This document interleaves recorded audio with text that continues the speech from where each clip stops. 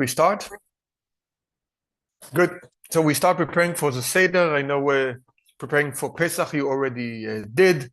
You already know that your houses are already perfectly clean from any kind of chametz. You already understood all the rules that are connected to Pesach, and now we're ready to have the Seder. Um, the Seder. I find it very difficult to. I'm sitting on the kitchen table and I have a waffle just next to me. Like it can't be more chametz than that. Yeah, but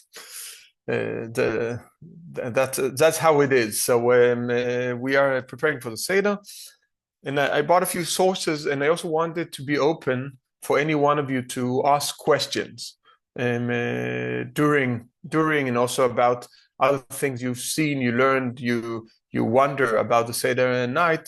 There are so many topics to touch when we talk about Seder. It's a too big issue to use only one shiur at. As you know, the Seder itself takes 3, 4, 5 hours, depends on how quick you read and how much you sing and so on. So also covering all the elements, it won't happen here. We won't cover all the elements, but I want to urge and suggest to all of you to read the chapters about the Seder in the book of Pninei Halacha. He writes very, very, very nice, very clear. I think it's understandable, quite easy understandable. So definitely in the level that you already reached in your studies. So and so this is preparation for the Seder to learn these chapters in Pninei Halacha. I will send in the chat in the group on WhatsApp later the link to the Seder in Pninei Halacha. But let's dive into the Shiur. And I'll share the here. Good. So I start with a Mishnah that in principle had nothing to do with the Seder. It had something to do with the Seder in the temple, but not today. But even though I wanted to bring this one because it is a very weird Mishnah. The heart of the Seder, as you know, when the temple exists, was the Pesach offering, coming to the temple, having this lamb. Every group had one lamb. You had to gather a group that is enough to eat one lamb. That was like the way it was created. It goes back already to the Torah, and where many of you studied that we put the blood on the houses for God to see that this is a Israelite's house, right? This is a story probably most of you remember, but the part that you probably don't remember is actually more complicated than that. That when you see the description of making the Pesach, it said that the parasha we read yesterday, Parashat HaChodesh, it said, for example, 2 weeks before Pesach, it already described that when you will eat the Pesach, you will have to have matzot, right? So they had 2 weeks to prepare nuts for their dough not to rise. They said 2 weeks in advance that they will have to eat matzot, and that is connected to another rule that there's also one other place that you don't have matzot, and that is on the altar in the temple. It said that korbanot you have to bring with matzot. Why do I mention that in connection with the blood?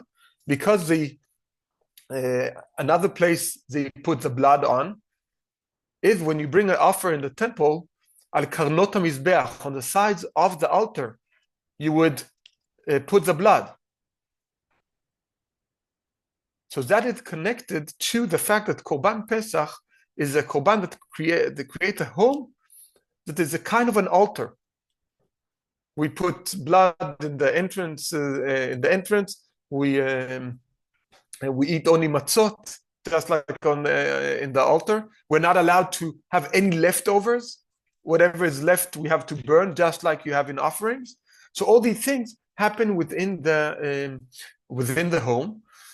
And how many people needs to be together? Enough to eat the whole thing, like a burning fire. So in that sense, eating the Pesach was doing the same role as the fire had on the altar. So we turn our homes into altars in the temple time. Now we don't have Korban Pesach anymore, but I do want to have this wonderful reading from Masechet Pesachim about these groups that were surrounded about one Pesach offer. So it says as follow in Mishnah Pesachim, chapter 7. Almost all the Mishnah Pesachim is regarding what happened in the temple. Only when you come to chapter 10, you start talking about the Seder today. So we have like eight chapters, more or less, that are only connected to the different rulings of Korban Pesach. So here you have two groups that were eating in one house. Shte chavurot, chabure, a group that it connected. These turned their faces this way and eat, and these turned their faces that way and eat. So you have two groups eating in one house. They have to underline that the one doesn't belong to the other. You could say, okay, two groups, let's join all of them, and they all eat together, one lamb or two lambs, great. No, the Mishnah insists on separating to smaller groups, each on one Korban Pesach. It's a weird, and it goes even further. In the boiler in the middle, if they have like a boiler of hot water in the middle, that is allowed to be used for both of them. But when the attendant who is serving both group, let's say they have a waiter serving both group, when he gets to pour, he must close his mouth and turn his face until he reaches his group and eats. So the attendant has to be connected to one of the groups. When he serves to the other group, he has to close his eyes. He has to underline, I'm not part of this group. It's a very weird rule. And the reason I want to bring it as an opening to the Pesach is to show how much it's important, the aspect of being a chavura, a group, and whoever is part of this group is together, and you have to underline that you are part of another group if you are. Why do I bring this? It's connected to one phenomena that exists in the all over the Jewish world today, which I find actually quite problematic, which is that we have in many places bigger, larger and larger seders, and in so many places. This is something, a phenomenon, like people try to come to join us into a community seder, to a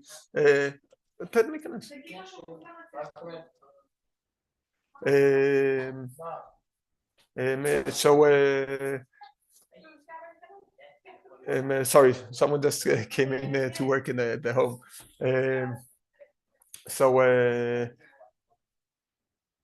And we also have a community seder in Copenhagen, but I have to say, it is open. Whoever wants and needs a place is welcome to come. But the goal is in many ways having small seders at homes.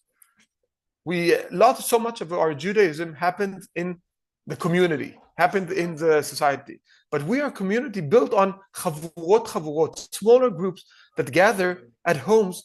And it's extremely important that the home is a place where we teach. It's so much about children asking their father. In a huge community seder, people don't ask as much as they could because they feel just like here, right? I know some people here. I even talked to a few who said, "Oh, we don't feel comfortable asking all the time and things like that." There are people who have no problem with it, but there are some people who hold themselves and not do that. And that is, the Pesach is all about that. And you have to create this more intimate environment for the Seder. So why do come to a community Seder? I would say for one reason, to learn how to do a Seder. That will be a good reason to come to a community Seder. Try common learning to be able to do it alone the next year or the year after.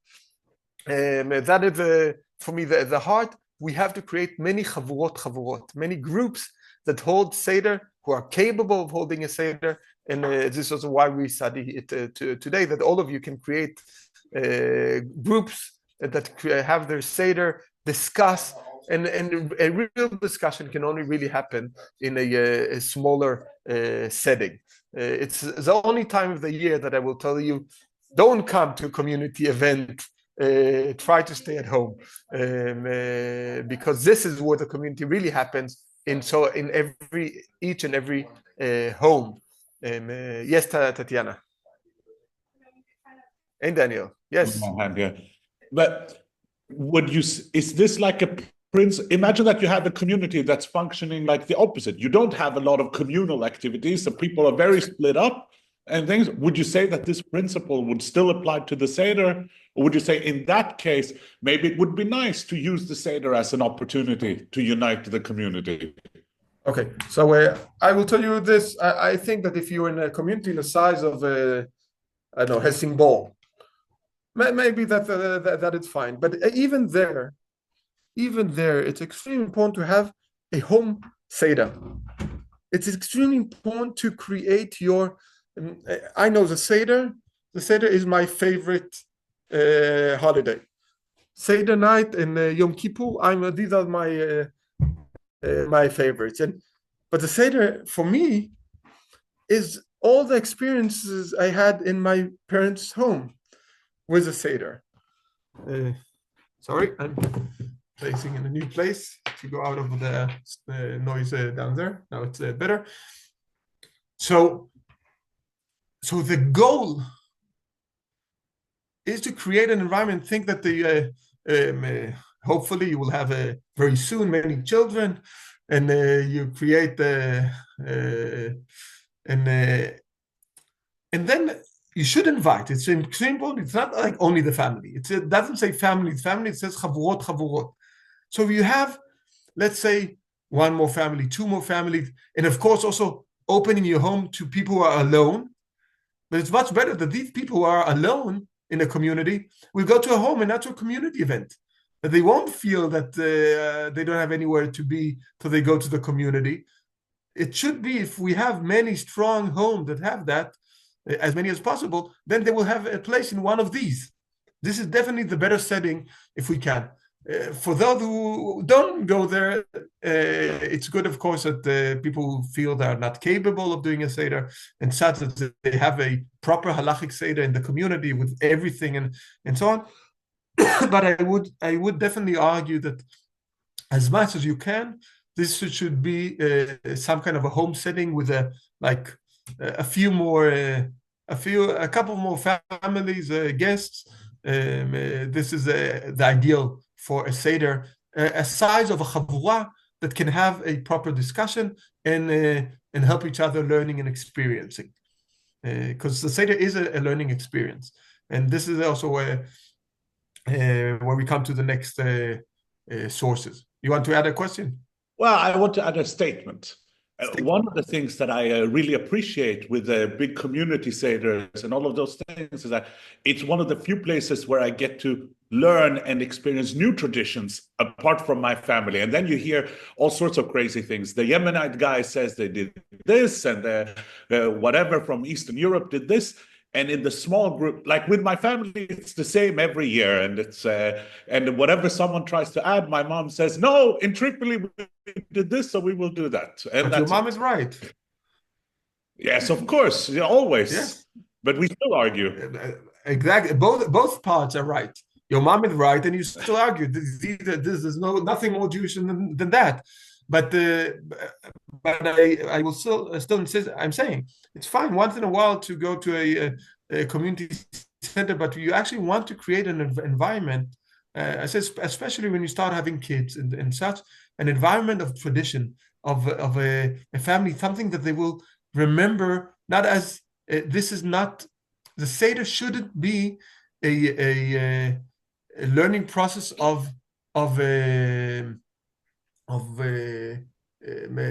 like an anthropologist who go and see the different. It shouldn't be a museum like coming and seeing. It should be an experience that is ours.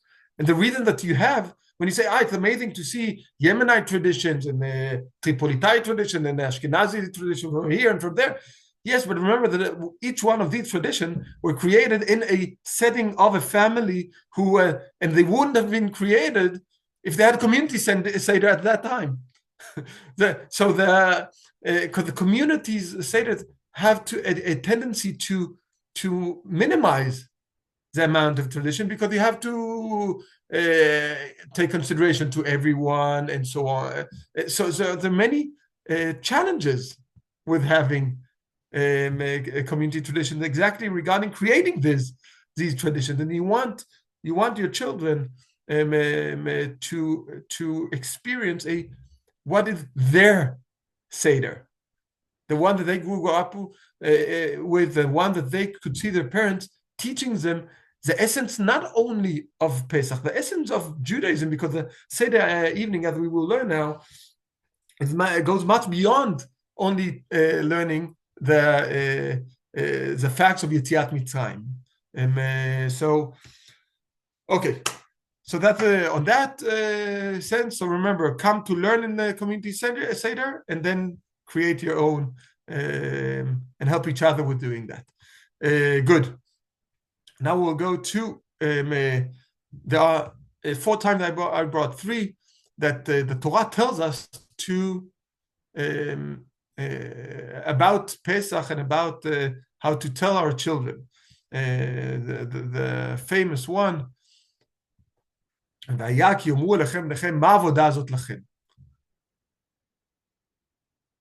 this part we already we have already, not in the part that we read yesterday in Parashat HaChodesh, but right after.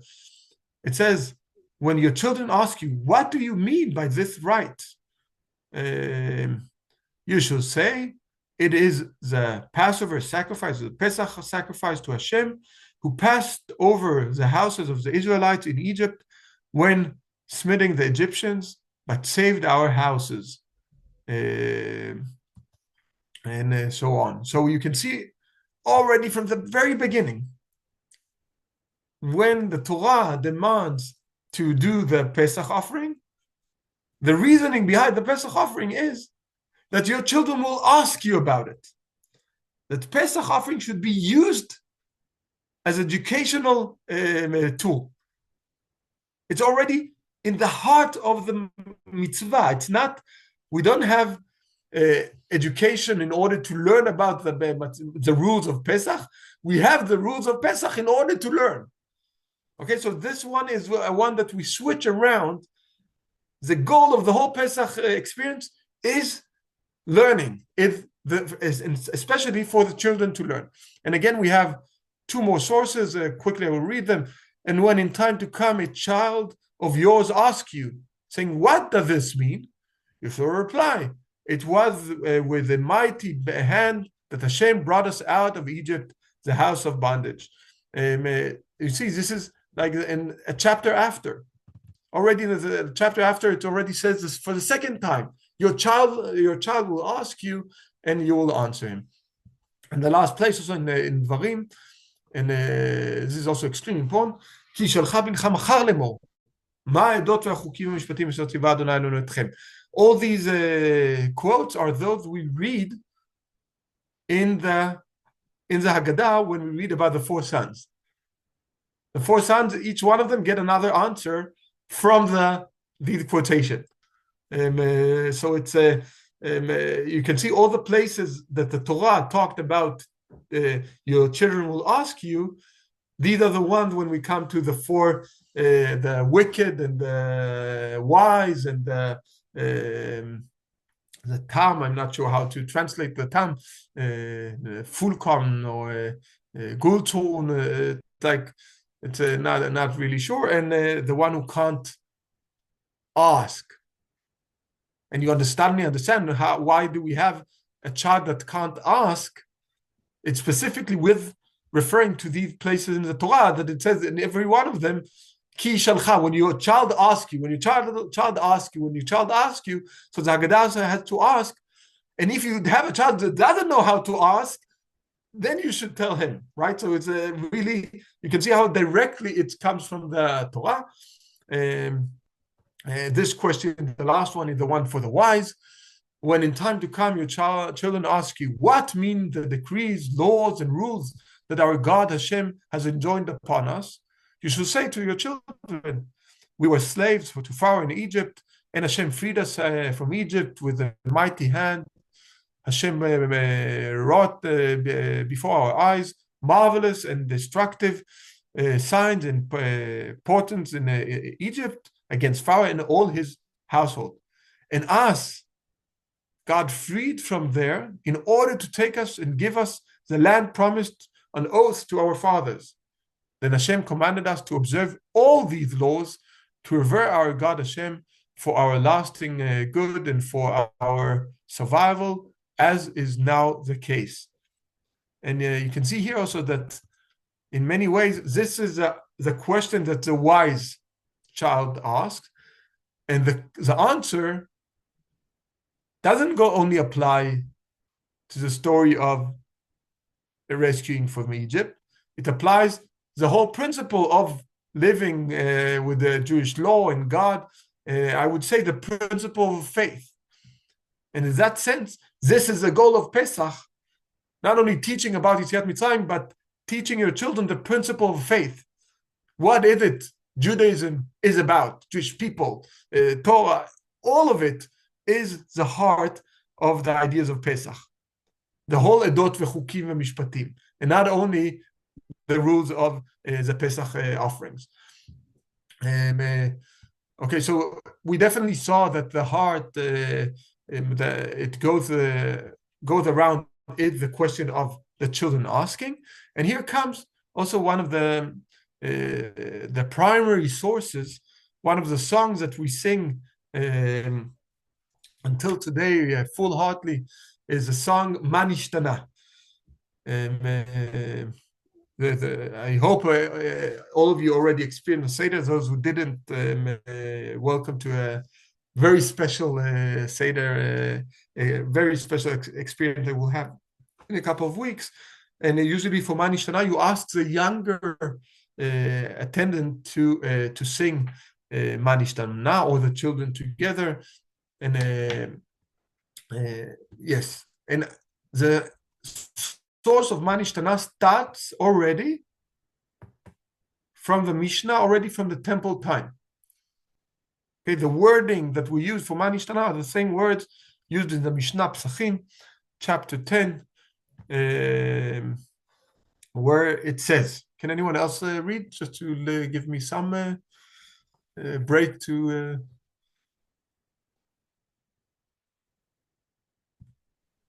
I can read. Great. They poured the second cup, and here the son asks his father, and if the son does not have the intelligence, his father teaches him. Why is this night different from all other nights? It's the exact wording from the Seder. As on all other nights we eat leavened bread and matzah. On this night it is all matzah. As on all the other nights we eat other vegetables. On this night bitter herbs. As on all other nights we eat roasted, stewed or cooked meat. But on this night it is all roasted. As on all other nights we dip only once. However, on this night we dip twice. And according to the intelligence of the son, his father teaches him. He begins with disgrace and concludes with their glory. And he expounds from the passage, an Aramean tried to destroy my father, until he concludes explaining the entire section. Yes. Okay, thank you so much. I think most of you could notice that there was one very important difference between what the Mishnah says and the Haggadah. If you remember the question from the Haggadah, there's one question here that we don't have in the Haggadah. Which one is that?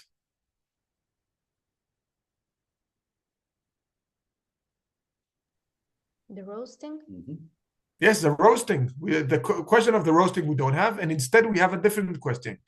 We have the question about the eating, how do you say, hasava, like, I have no idea what the word in English. Why did the word? You know that when we lean toward on our left, we're supposed to lie on couches. That is how the Seder used to be in the past, but today most of us we sit around a table. Though I do know some people who do the whole Seder in the living room on couches and such, and then go to the table, and that is it's a very nice idea to experience like being relaxed and almost like leaning and so on. So that question changed, of course, because at that time they had the Pesach offering where there was a rule that it has to be roasted only, not allowed to eaten in different ways. Now we have to underline, as you can see from the Mishnah, we are talking about 4 questions. These are not 4 answers. It's not manishtana. What is different this night? And then the answer is all other nights we do one thing. This night we do this. These are not the answers. These are the questions that the child asks. Why is this night different from other nights? Other nights we eat leavened bread and matzah, and this night we eat only matzah. Why? Why is it only matzah? So all these questions should be with a question mark at the end. Okay, so remember that it's 4 questions, not 4 answers to the question what is different in this night. Manishtana means it's like la manishtana. Why is it different? So this is the basic, and I said we have the tradition that the youngest, or at least the children, ask. If there's no children, then someone else. And if you're alone in the Seder, you ask yourself, which is a very weird concept. Like, I know that some people talk to themselves, but asking yourself, like, and demanding is you have to ask yourself, is also something of the basics. This is how we open the Seder. Right? This is like in the very, very beginning, we say halach ma'anya, and we invite people to come in, and then we go on manishtana before the stories. Some of these questions don't belong in the right place, right? Because it says in all other nights we dip once in the way we talk it, we sing it today. We say in all other nights we don't dip, and this night we dip twice. But we didn't do it yet, right? The maror will only come much later. So the place of the question is wrong. Like, but it's because we want to underline in the beginning of the Seder that this is a night of questions, and all questions are welcome. And we want questions. We want people to ask. This is the goal. So you have to create an environment. In many places, you would add elements to create that. Give children candies for a good question. I remember we had once I sat to a Seder with we went to as guests to some neighbors in Israel, and they had a huge pile of marshmallows in the middle of the table, and whoever gave a question, he was allowed to take a marshmallow. Not whoever gave an answer. Whoever came with a question. And that is very much, as I said, not only the heart, as I both showed that this is how it was built from the Torah, but also in the starting with Man Ishtana is to bring this on. So I would suggest in every Seder you participate or you create it yourself, this is a time to say, please ask. If you see something weird, ask. This is what it's about. And even more, some of the things we do, the explanation behind them is that we want to do them in a weird way in order the kids to ask. So we'll create weird traditions, and if they don't ask because they already learn all these traditions, then do something else weird that night. Come with a weird hat. Do something that you will never do, and they're like, what? Why do you do that? Oh, son, good question. The reason I do that is because God saves us from. It's a. This is the. It's not a joke. It's actually like many of the rules are account exactly for that to create the questions. Okay, now I'll continue to. The things I talk about today are only like the very, very basics of what the Seder is about. Okay, the details you'll have to come and learn. Whoever joined me in the Seder will hear my version. If you want to see a Seder in order to create one at home, a few years ago during COVID, I not only me, also many others, did a video of the whole Seder night. I sat with my children, poured them. We sat a couple of days before Pesach, and we videoed the whole Pesach with question and singing and so on, and also with some explanations. And that was in order to those who are alone at home, they could see a Seder. And I didn't encourage people to do that on Chag using the computer, but if that made a better experience for the Seder and be able to sit with a video, so that video exists, so you can see that too. But it's in Danish, so that's for the Danish speakers. I have Idan, our cantor, did one also in English. So if you want to learn the melodies and some explanations, you can have his. Definitely the singing is much better in his video than in ours. Good. So in this part that we will read now is actually read in the Seder, and it's as follows. Rabban Gamliel would say, anyone who did not say these three matters on Pesach has not fulfilled his obligation. Pesach lamb, Pesach, or Pesach offering, matzah, and maror, and the bitter herbs. Now, many people stop and say, "Oh, we have to say these three things." No, he didn't say you have to say only these three words. He meant discuss and talk about these three words with the explanation that he brings. Pesach lamb is brought because omnipresent passed over Pesach, the houses of our forefathers in Egypt, because God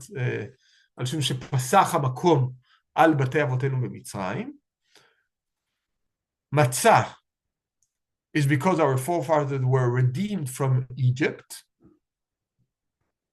And maror, the bitter herbs, is because the Egyptians embittered our forefathers' lives in Egypt. This is the shorter version. In the Haggadah, it's a bit longer.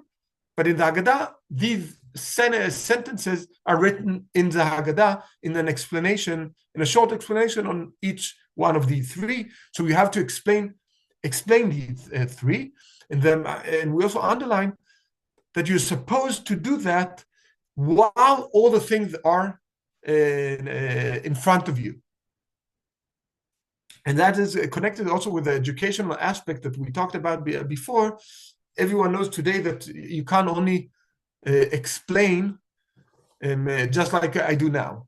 When we sit and learn and only hear a frontal explanation, it's very limited, the amount of understanding and knowledge that we can consume.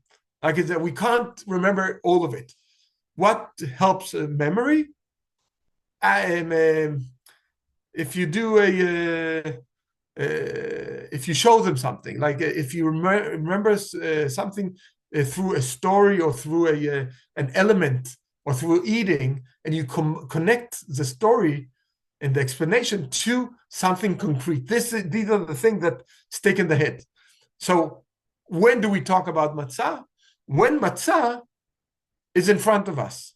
So we connect it to something concrete. When we speak of maror, the maror is in front of us. We talk about Pesach, we can point on the zroa, on the it's the difference between Ashkenazi and Sephardi traditions. And Sephardi tradition, you have a bone. Ashkenazi tradition, you burn a chicken wing that you don't eat, only burn. That is on the Seder plate. But so you talk about these things while it's in front of you to make a visual connection between the explanation and the content. And these are the most. So if you don't have time, if you have an emergency, you're giving birth in the night of Pesach. So of course you're exempt from mitzvot in order to pikuach nefesh and so on, but you can still, if you want to fulfill the commitment of Pesach, it's enough only to say these three things. The content of Pesach, matzah, and maror. Or if you're a soldier, let's say, and you are in the way out to combat, then you have to minimize, and that will be enough to talk about these three elements. I hope none of us come to a situation that we will have to follow this rule and say that we have to do the minimum required to fulfill our Pesach Haggadah or obligation. But if we do, this is the ruling. You read this Mishnah, and you did your the heart of the Magid, of the tell the story part of Pesach. Okay, and now another element that, of course, many of you know is connected to the 4 cups of wine that we drink during the Seder night. It's important that I say during Seder night. Shulchan Aruch says explicitly, if you drink all the 4 in like one after the other, they're not considered as 4; they're considered as 1. Okay, so the wine is supposed to be through the Haggadah, through the whole evening. We have 2 before the meal and 2 after the meal, which is quite interesting, right? Because when we have a structure of 2 and 2 and something in the middle, it shows that the one in the middle is the most important. And this is also something to remember, not only that the Haggadah and the storytelling is very important, but the eating is also very important. And that is part of the heart of the Seder. It's structured around the table, maybe connected to the Pesach offering that was around the Pesach lamb. So the eating is also important. So remember to also make some good food, the best food you can. I always find it complicated as a vegetarian in Pesach who doesn't eat kitniot. That makes it much more complicated. I was much more strict in the past, but about kitniot, which I still am to myself, because I do eat milk and eggs, so I do have options. But vegan, I would today. In the past, I ruled that also they have to keep kitniot in the Ashkenazi tradition, but because it will ruin the joy of the Chag, I do permit kitniot for vegans. So if any of you is a vegan, I changed my ruling about that. Not everyone did, but because the eating is part of the joy, and I say it also connected to the wine. The reason we have wine on Pesach is to join, is to have a happy and I don't have to explain to Danes and to Scandinavians that you drink wine to enjoy yourself. And myself, I don't enjoy wine at all, so I don't do that. I drink. It's problematic. Like some will say that I don't fulfill the rules of Pesach when I drink grape juice and not wine. There are rabbis who say that I don't fulfill the rules, but because this is something I really don't like, then it ruins my. There's no enjoyment. It's only suffering. So that's why I don't do that. But this is the beginning of the ruling. But you can see it's not only drinking wine. Drinking wine you're supposed to do in all high holidays, not only in Purim. You have to drink, but just to enjoy, not to become drunk. So it's not that.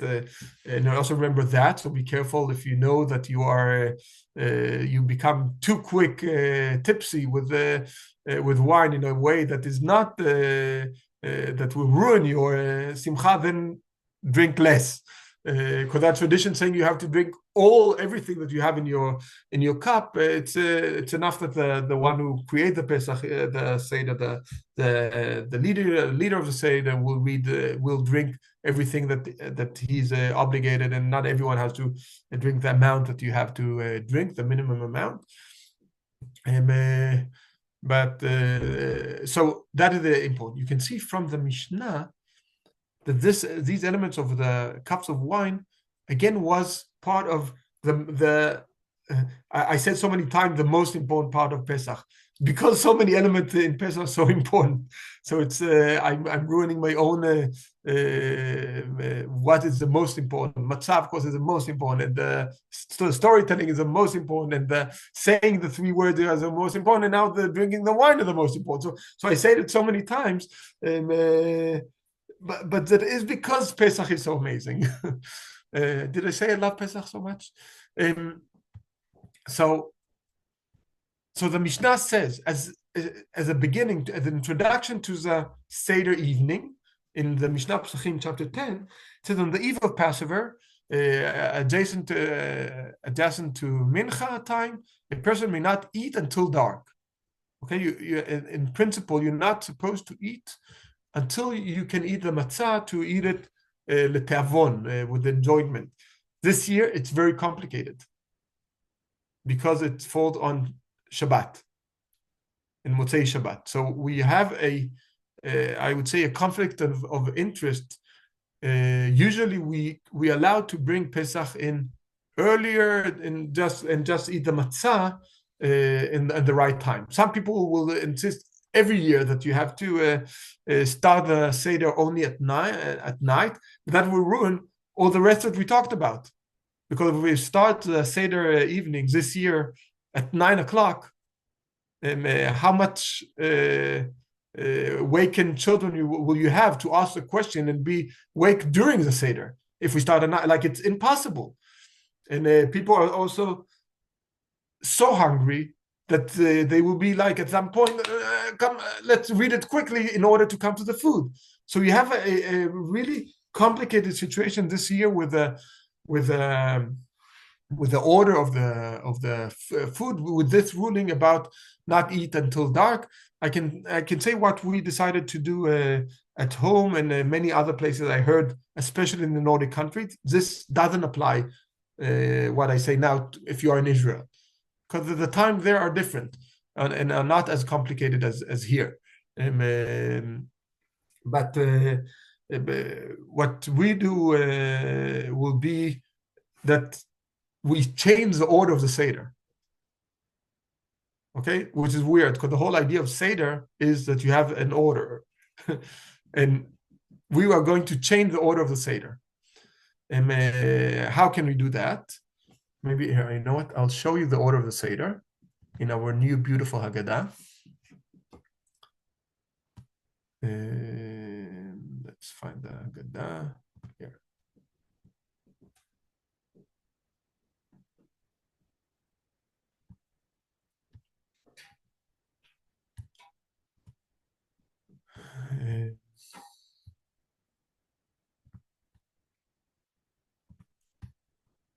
Tomorrow I'm traveling to Jutland to see the Haggadah they're going to print tomorrow. We made a beautiful new Haggadot in Norway and Denmark.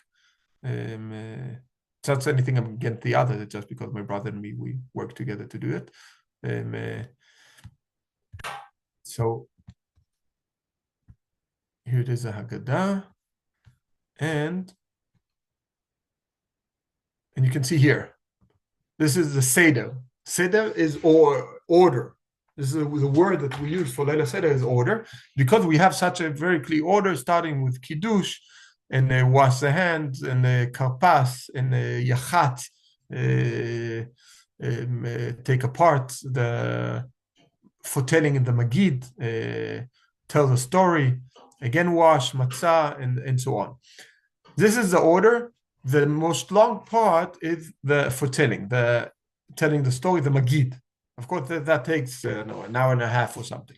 So this is the heart of it. Now, the Kiddush,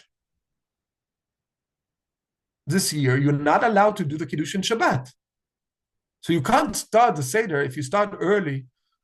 Let's say Shabbat comes out. I can check exactly when Shabbat comes out in Copenhagen, for example, this year. The Shabbat comes out at 9:10. Maybe I will find a ruling that I can make it a bit earlier, 10 to 9. Okay, not much earlier than that. That's the maximum. You can't do Kiddush because it's still Shabbat. You're not allowed to bring the next holiday in when it is Shabbat, because that breaks the holiness of Shabbat. And Kiddush you have to do when it's already the next day. So the Kiddush, we have to wait until. So how can you start? If you need to start at 9:10 in Copenhagen, of course, in Oslo and then in Helsinki, Stockholm, it's later. So how can you do it? And what we do is that we take the Kiddush out and move it to before the matzah. Okay? So we start the Seder evening. It's not the right order.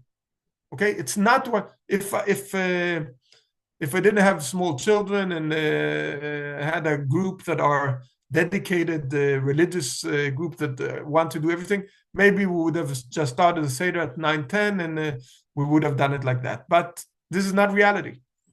So we have to find a way to make it relevant.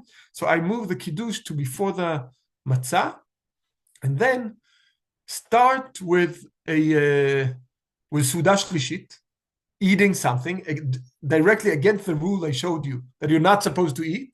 But because you're supposed to eat Suda Shlishit on Shabbat, then you can argue that. And also because it will still be time until we eat the matzah. And the matzah you have to eat with appetite. So if you eat let's say the first course, eat the first course, some soup with matzah balls. Matzah balls you're allowed to, according to all opinions. And those who say you don't eat gebrocht, it's wrong. Like the halakha, traditionally, I don't know how the Hasidim came to an idea of not eating gebrocht. It's against halachot that are written specifically already in the time of Talmud. So it's so you can eat items of soup with matzah balls, and maybe some salad, some vegetables to have something to manage to come through the Magid, but still will be hungry again to the part that you come to eat the matzah. Okay, it's not ideal, but this is how can you in other way make that. It will be too complicated, and then you can start with the washing, with karpas, with the deal, with the foretelling, with telling the story, and then you should reach the part of kiddush and wash your hand and eating matzah at exactly when Shabbat comes out. Okay, you can also make a pause there for Ma'ariv services and do Ma'ariv, and then go back. Exactly, you can also do Ma'ariv. You're allowed to pray before Shabbat comes out, and then start the kiddush and eating exactly at 9:10. Yes, Eliora? Yes, it's a bit of I'm just unsure about this because okay, so we're gonna have Shabbat this year, right? And then I know that we can light, the big candles to do the Eruv Tajin for the Pesach, but if we have induction plates and so we don't light this big candle, how do we do for the Havdalah? Because then we need to light the candle, but we go into a Chag, so we're still not allowed to like. Thank you so much for the question, Eliora. Oh. Before Shabbat, you light a candle that will last for 72 hours, because you need it also for the second night. You can have a few small ones and light from the one to the other, or you could just buy a big one for 72 hours. When you come here to that part of Kadesh, you're right. I would also stop, but before the Kadesh, it's also because it's part of the Kiddush is a Havdalah. Yeah. This year. So you will see it in the text. The text of the Kiddush includes Havdalah text. And then, just before the Kiddush, this will be the time of lighting the candles. You light the candle, the regular candles, from the candle that stayed for longer. You use that one to light the candles. And remember, when it's Chag, you say the bracha of lighting the candles before you light. It's not like Shabbat. You don't cover your eyes, right? You say the bracha and then you light, because you're allowed to light on Shabbat. And it's only on Shabbat that we do the opposite and say the bracha after and do as if we didn't light the candle. So we close our eyes as if we just lit them. So you light them, and then you say the Kiddush, and in the Kiddush, you say Baruch Atah Hashem Eloheinu Borei Meorei Ha'esh. Okay. And looking on those candles. This is part of the Kiddush and Havdalah that we have on in the it's written in Ol Hagadot, so you don't need to create Ol Hagadot have the text of the Havdalah within Kiddush. Thank you. Sure, very good question. Thank you for the question. Now you can see you're prepared for Pesach with asking good questions. It's very important. No, not with prepared to ask, because that's the biggest task, to ask. Okay, so this is what we are going to do. I know that many rabbis asked me this year about what they're going to do, and they also talked about more or less doing the same, rabbis of the north in Scandinavia and in Germany. So this is not only something I invented, this is also something other will do this year in this very complicated year. I can tell you that the same as this year will only happen again in 20 years. So it's very rare that Pesach falls on Motzei Shabbat. We had it 4 or 5 years ago during COVID. So the question of what to do in a community Seder wasn't around. But as I said, next time is only in 20 years. So we will forget everything about it until the next time it will happen. Okay, so as I said, this is a Seder, and this year, at least in my Seder, it will be ruined, the Seder. So it will be E-Seder, for those who know the Hebrew. Good. The last thing that I wanted to bring is the So we'll go back to the text.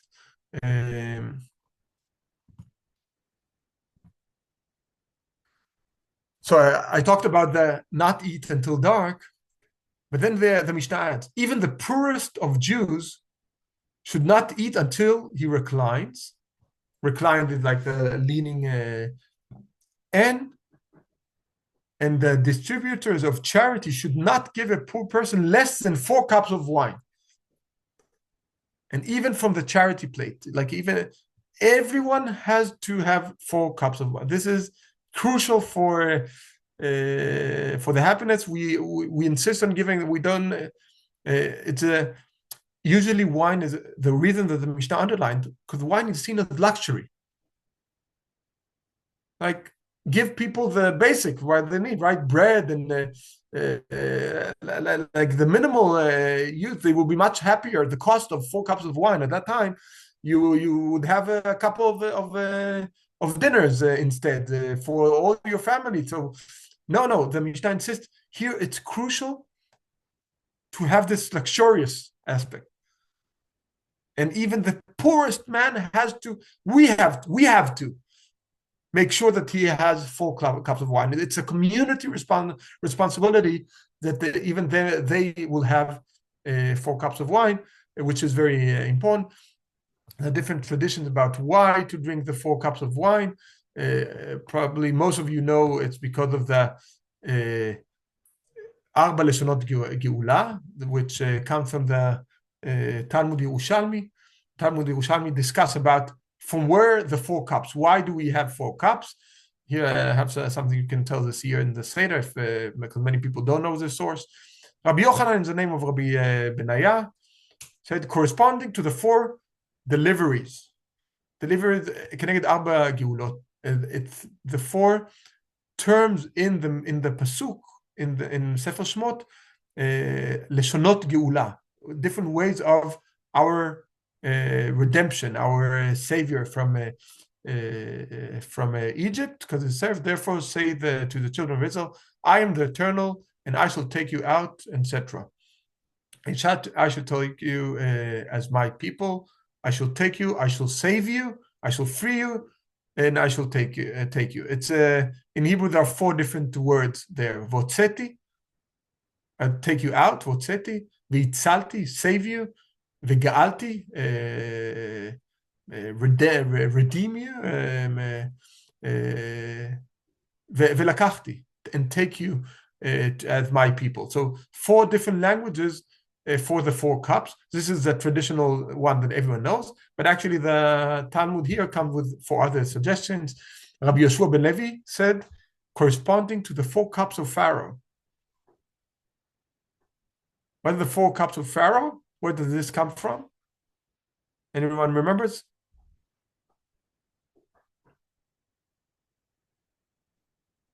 From the story of Yosef and the dreams of the Sarah Mashkim. Okay, which is very like, wow, this is the interesting connection to say why 4 cups connected to the cups that Pharaoh had in his dreams. Another suggestion is Rabbi Levi said corresponding to the 4 kingdoms, the Malchuyot that the prophet talks about the 4 kingdoms that will rule. And the rabbi said corresponding to 4 kosot shel pur'anut, שהקדוש ברוך הוא עתיד להשקות את אומות העולם, the 4 cups of doom that the Holy One prays to him will make the Gentile drink at the end of days. So there are different sources about this, and some also say that עתיד הקדוש ברוך הוא להשקות את ישראל, and in accordance with the corresponding, the Holy One, praise be He, will let Israel drink 4 cups of consolation at the end of days. So you can choose the story you want. Do you want the story about the raids that all the people who did wrong to Israel will get, or the 4 cups of nechama,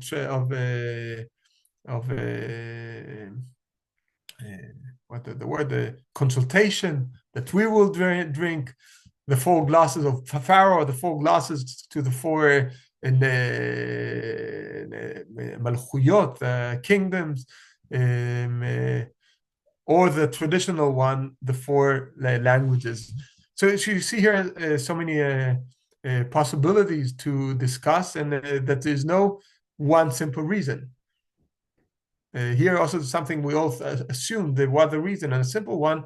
The Yerushalmi canon gives much more, more and many reasons, which also opens to the idea of debate, and that when someone brings a question to the table, you can be creative about the answers. Not only give one, but you can actually give more answers.